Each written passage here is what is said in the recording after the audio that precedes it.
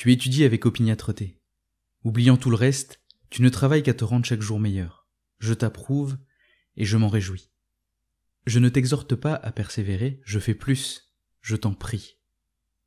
Mais écoute bien mon conseil. N'imite point ces hommes moins curieux de faire des progrès que de faire parler d'eux. Tâchons de dépasser tout ce vulgaire sans pour autant aller contre lui, sinon, nous allons faire fuir et nous aliéner ceux que nous prétendons sauver.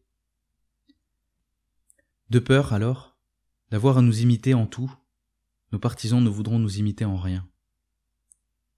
La philosophie promet avant tout le bon sens, l'amour de l'humain, la solidarité. Nous nous écarterions de cet idéal si nous cherchions à nous différencier des autres. Prenons garde, en cherchant l'admiration, de tomber dans le ridicule et l'odieux. N'est-il pas vrai que notre fin est de vivre conformément à la nature ?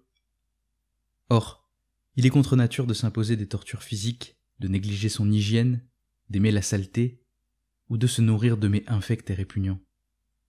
La sensualité n'est autre que la quête du raffinement, et il faudrait être fou pour fuir les plaisirs les plus simples et les plus accessibles.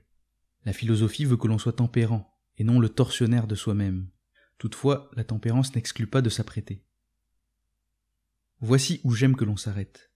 Je voudrais un juste milieu entre la vertu parfaite et les mœurs du siècle, et que chacun, tout en se jugeant inférieur à nous, se reconnût en nous. Quoi ? Ferons-nous comme tout le monde ? Pas de différence entre le vulgaire et nous, dis-tu ? Il y en aura certes une grande, et qui nous examinera de près s'en rendra aisément compte. Si l'on rentre chez nous, que l'admiration soit plutôt pour le maître que pour les meubles. Il y a de la grandeur à se servir d'argile comme on se servirait d'argenterie. Il n'y en a pas moins à se servir d'argenterie comme si c'était de l'argile. C'est signe de faiblesse morale que de ne pouvoir supporter la richesse.